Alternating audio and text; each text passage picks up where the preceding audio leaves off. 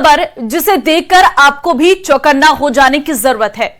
7,000 करोड़ रुपए के काले नेटवर्क का कैसे भंडाफोड़ हुआ है, ये देखकर पुलिस भी हैरान है। देखिए जरा।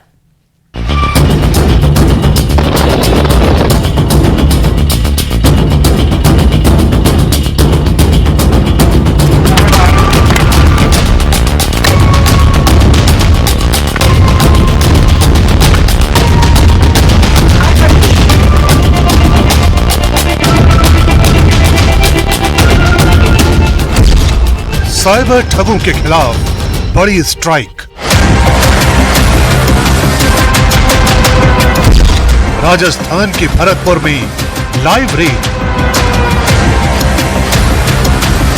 भरतपुर पुलिस का ऑपरेशन एंटीवायरस।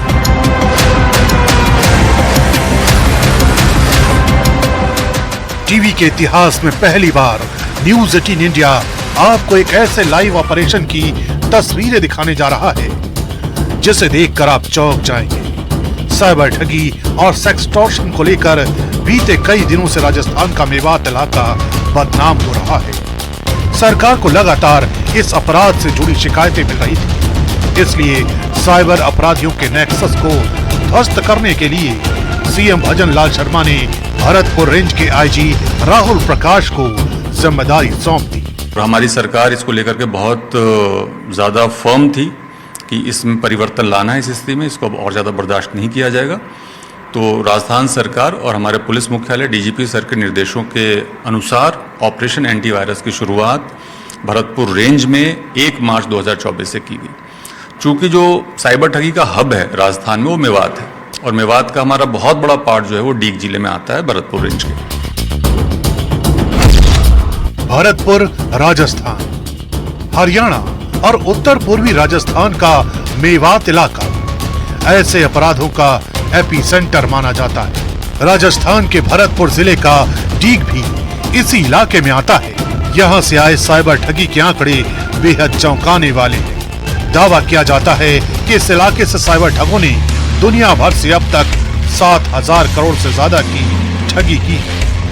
यही वजह थी कि भरतपुर पुलिस ने ऑपरेशन एंटीवायरस की शुरुआत कर दी। इस बार आईजी राहुल प्रकाश को डीग के पहाड़ी थाना इलाके से शिकायत मिली।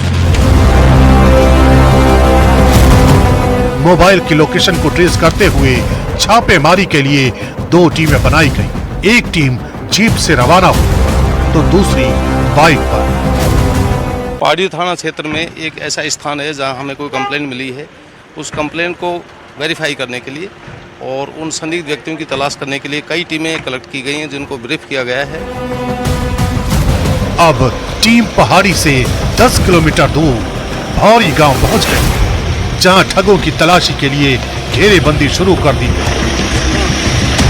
इस वक्त पुलिस पहुंची है रेड करने के लिए, और यहाँ पर साइबर ठगी का जहाँ पर जो यहाँ लग रहा है कि मुलजिम छुपा हुआ है, यहाँ पर यह कोशिश की जा रही है। यहाँ पुलिस तभी से रही है। तो क्या देखिए कि इस वक्त शक है कि ऊपर छुपे हुए, इसलिए पुलिस पहुंची ऊपर। 2 मंजिला मकान का चप्पा चप्पा छाना किया और आखिरकार कुछ घरों की तलाशी के बाद 4 साइबर ठगों को धर दबोचा गया। इन्हीं में से एक शाकिब था, जिसने बताया कि कैसे वो अपनी टीम के साथ लोगों को अपने जाल में फंसाता था। कौन किस प्रकार करता है? टीम देते बंदों के लिए। क्या करता है? 100-200 रुपए आते हैं दिन में। सामने से बोले 100 रुपए एक दिन के आते हैं। 200 आते हैं। 100-200 रुपए जी। क्या करते हो, कैसे करते हो? टीम देते हैं बंदे के लिए। क्या देते हैं? मैसेज आता है। अब आ जाओ। मैसेज आता है पर से। मैसेज आता है। हाँ, टीम देते हैं 200 से 300 रुपए आते हैं पर डे बेस। अब हमारा पड़ा है। कौन से करते हैं? जी। क्या मैसेज भेजते हैं? क्या मैसेज है नहीं, फिर? चैट आता है उसे। चैट, हाँ। लिंक आता है, लिंक से करते हैं। किस तरीके से? सर क्लास में 10 में हूँ। फोन है अभी आपके पास? फोन भी है। और अब इन आरोपियों से सख्ती से पूछताछ की जाएगी, जिसके बाद ये पता चलेगा कि इस फर्जीवाड़े से इन लोगों ने कितने मासूमों को अपने जाल में फंसाया। दरअसल इन साइबर ठगों के अलग अलग गैंग, कुछ गैंग पश्चिम बंगाल, असम, दक्षिण भारत से फर्जी सिम खरीद कर लाते हैं, तो कुछ गैंग पैसे निकालने के लिए एटीएम और स्वाइप मशीनों का बंदोबस्त करते हैं, जिनसे इस गोरख धंधे को आसान किया जाता है। लेकिन साइबर ठगी में सबसे कुख्यात सेक्सटॉर्शन गैंग को माना जाता है। ये गैंग वीडियो चैट, व्हाट्सएप और फेसबुक जैसे सोशल मीडिया नेटवर्क से लोगों को अपना शिकार बनाता है। आइए आपको दिखाते हैं कि आखिर ये सेक्सटॉर्शन गैंग कैसे लोगों को अपने जाल में फंसाता है। तो ये जो आपके पास ये नीचे पीछे रहता है, ये जो दोनों है, हाँ ऐसे एक मोबाइल आप नीचे रखते हैं, हाँ, इसके अंदर ये हाँ न्यूड वीडियो होता है। बिल्कुल। अब देखो ये चल रहा है, ये रहा, और हम इसको स्क्रीन रिकॉर्डिंग चालू कर देते हैं तो इसमें वीडियो रिकॉर्ड हो जाएगा, सामने वाले बंदे का वीडियो रिकॉर्ड हो जाएगा इसमें। सेक्सटॉर्शन के ये मामले इतने गंभीर होते हैं कि न तो इसमें पीड़ित अपने परिवार को कुछ बता पाता है और न ही पुलिस तक पहुंच पाता है, जिसका नतीजा कई बार खुदकुशी तक पहुंच जाता है। 100 से ज्यादा हमने खुद मुकदमे किए हैं, जिसमें 400 से ज्यादा साइबर क्रिमिनल्स को हमने गिरफ्तार किया, सेक्सटॉर्शन के क्रिमिनल्स को हमने गिरफ्तार किया है। उसके अलावा लाखों रुपए, लगभग 37 लाख कैश हमने इनसे बरामद किया है, नोट गिनने की मशीन बरामद की है, एटीएम मशीन बरामद की है, एटीएम कार्ड्स बरामद किया है। तो ये सब हजारों की संख्या में है जो हमने बरामद किया है। ऑपरेशन एंटीवायरस के जरिए अब तक 400 साइबर ठगों को गिरफ्तार किया जा चुका है। खास बात ये कि इस धंधे को साइबर ठग बेहद व्यवस्थित रूप से चलाते हैं। इनके घरों में नोट गिनने की मशीनें और मिनी एटीएम तक लगे हैं। चौंकाने वाली बात ये भी है कि इनमें एटीएम कंपनियों के भी मिलीभगत सामने आई है।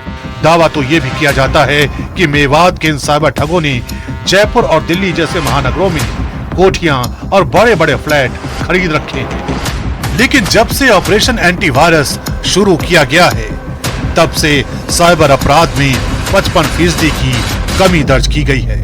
पहले पूरे भारतवर्ष का साइबर क्राइम का 18% जो था वो डी जिले से उद्भूत हो रहा था, जो कि अब 10% से नीचे आ गया है। और ओवरऑल जितना क्राइम यहाँ पे हो रहा था, फरवरी माह से हमने तुलना की, चूंकि 1 मार्च से हमने शुरू किया था, तो फरवरी में प्रतिदिन 225 एवरेज साइबर क्राइम डी क्षेत्र से हो रहा था, वो अब 100 के नीचे आ गया। तो टोटल 55% की गिरावट पिछले 3.5 महीनों में यहाँ से उद्भूत होने वाले साइबर क्राइम में है। कभी मेवात इलाका टटलू गैंग के लिए बदनाम हुआ करता था। बीते दशक में ये साइबर ठगी का केंद्र बन गया, लेकिन ऑपरेशन एंटीवायरस ने इन अपराधियों को अच्छा सबक सिखाया। यही वजह है कि जंगलों और दूर दराज के इलाकों में इस गोरख धंधे को छिप छिप कर चलाया जा रहा है। पहले इलाके के ग्रामीण मोटी कमाई के लालच में इन अपराधियों की ढाल बन जाते थे, लेकिन पुलिस की लगातार दबिश और धरपकड़ की वजह से ग्रामीणों ने भी अब इन अपराधियों से किनारा कर लिया है। ऑपरेशन एंटीवायरस का असर ही कहा जा सकता है कि आए दिन साइबर ठगों को गिरफ्तार किया जा रहा है। दिल्ली के मेहरौली में 2022 को हुआ श्रद्धा कांड तो शायद आपको याद ही होगा। लिव इन पार्टनर ने लाश को अलग अलग टुकड़ों में काटकर ठिकाने लगा दिया गया, और अब बीकानेर में भी ऐसा ही मामला सामने आया है जो आपकी रूह कपा देगा। देखिए जरा।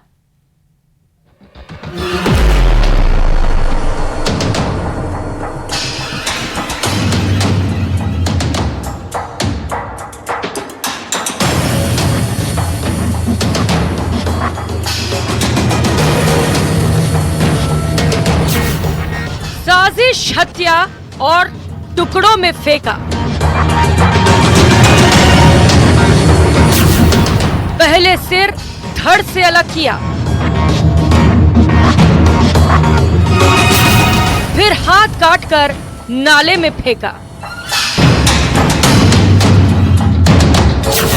हत्या के बाद टुकड़ों में बांट दी लाश। जोधपुर का बेरहम खूंखार जल्लाद।